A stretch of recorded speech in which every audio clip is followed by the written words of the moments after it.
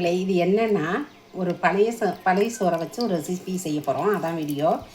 பிள்ளைங்க ஸ்கூலில் விட்டு வந்தால் எதுவுமே திங்கன்னுக்கிட்டு பறப்பாங்க. எதுவுமே இல்லைங்கையில் இந்த சோறு மட்டும் இருந்தாவே போதுங்க. இந்த ரெசிபி சூப்பராக செய்யலாம். பழைய சோறை இனிமேலுக்கு வேஸ்ட் பண்ணாதீங்க. இந்த மாதிரி செஞ்சு கொடுங்க, சாப்பிடுவாங்க. எப்படின்னா, இந்த பழைய சாதத்தை தண்ணி இல்லாமல் நல்லா பிழிஞ்சிட்டு மிக்சி சாருக்கு மாற்றுங்க. நல்லா பிழிஞ்சிடணும்.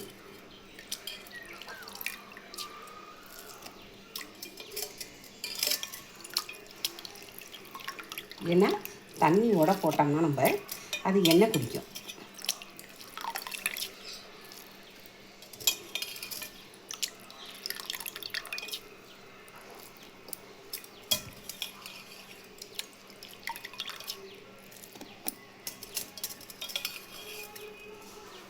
அவ்வளோதாங்க. இதை அப்படியே நம்ம அடிச்சுட்டு வருவோம். அளவு உப்பு சேர்த்துக்குவோம். உங்களையே நம்ம இப்போ நல்லா மைய அடித்தாச்சு.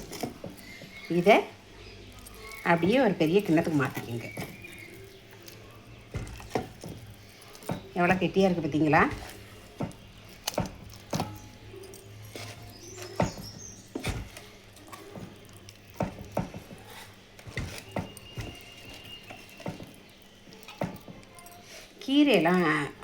கீரை வந்து ரொம்ப உடம்புக்கு நல்லதுங்க. பிள்ளைங்க கீரை கொடுத்தா சாப்பிடவே சாப்பிடாதுங்க. இந்த மாதிரி நம்ம ஸ்நாக்ஸு செய்யும்போது சேர்த்து கொடுத்தா அவங்களுக்கு டேஸ்ட்டும் நல்லாயிருக்கும், சத்துக்களும் போய் சேரும். அவ்வளோதாங்க. இதில் கொஞ்சமாக பச்சரிசி மாவு சேர்த்துக்குங்க. ஏன்னா எண்ணெய் குடிக்காமல் இருக்கணும் அப்படிங்கிறதுக்காக தான் இந்த பச்சரிசி மாவு.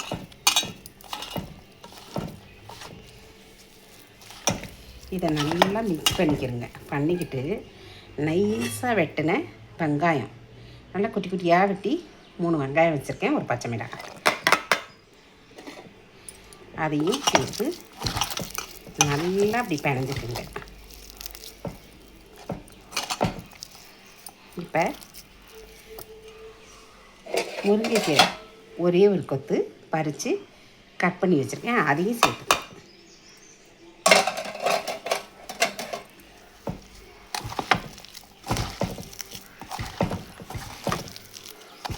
சூப்பரான கீரை போண்டா ரெடி. அவ்வளோ டேஸ்ட்டாகவும் இருக்கும், சாப்பிட்டா ருசியாகவும் இருக்கும். இதை அப்படியே பிணைஞ்சி வச்சுட்டு எண்ணெயில் போட்டு குட்டி குட்டியாக நம்ம பொரிக்க வேண்டியதான். தயார் பண்ண மாவை அப்படி வச்சுக்கிட்டு தண்ணியை கொஞ்சம் பக்கத்தில் வச்சுக்கோங்க. வச்சுக்கிட்டு அதில் தொட்டுக்கிட்டு சின்ன சின்ன குட்டி குட்டி உருண்டைகளாக அப்படி போடுங்க. போட்டு நம்ம பொரிக்க வேண்டியதான். நல்லா இளவலாக இருக்குது. கொஞ்சம் கெட்டியாக இருந்தால் நம்ம கொஞ்சம் தண்ணியோட அப்படி தொட்டு பிணைஞ்சிக்கலாம். ரொம்ப தண்ணி விடக்கூடாது, குடிச்சிரும். அப்படியே குட்டி குட்டியாக போட்டு நம்ம பொரிச்சு எடுக்க போகிறோம். உறவுகளை பார்த்திங்கன்னா, கடாய் வச்சு பொரிக்கிறதுக்கு ஆயில் விட்டுட்டேன். எண்ணெய் காயட்டும்.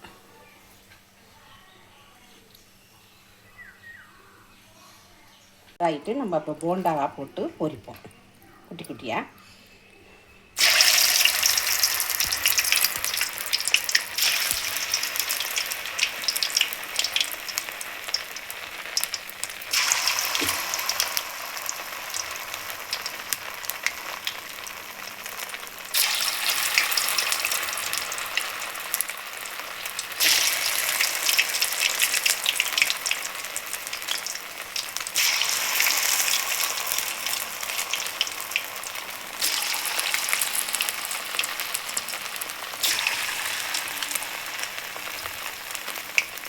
ரொம்ப பெருசாக வேண்டாம், குட்டி குட்டியாக போடுங்க. அப்போ தான் எடுத்து சாப்பிட டேஸ்ட்டாக இருக்கும்.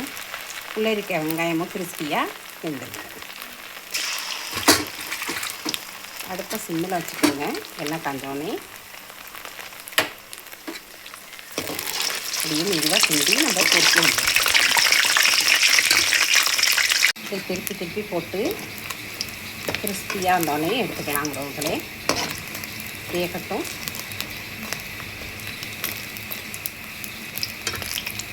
அளவுக்கு வெந்துருச்சு, நம்ம எடுத்துடலாம்.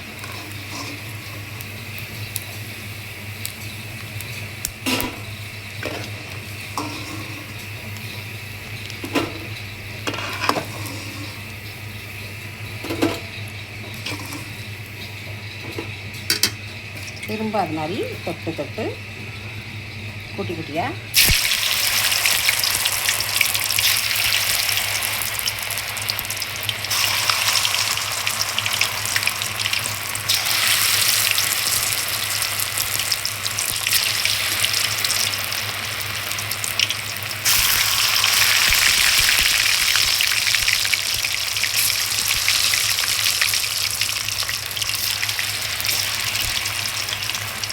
இப்படி நீங்கள் சில்லு நாட்டில் கூட போடலாம்.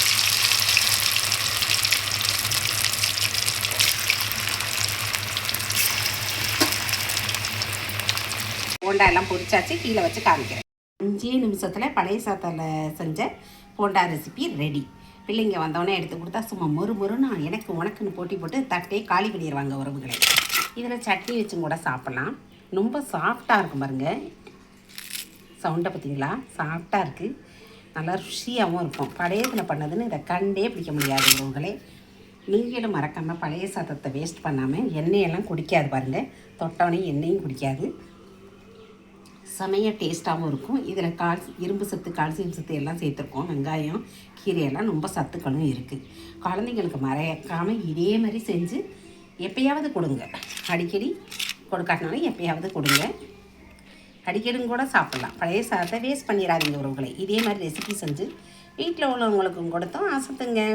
இந்த வீடியோ உங்களுக்கு பிடிச்சிச்சுன்னா லைக் பண்ணுங்கள், ஷேர் பண்ணுங்கள், கமெண்ட் பண்ணுங்கள், மறக்காமல் சப்ஸ்கிரைப் பண்ணுங்கள். ஃபுல் வீடியோ பாருங்கள். நன்றிங்க.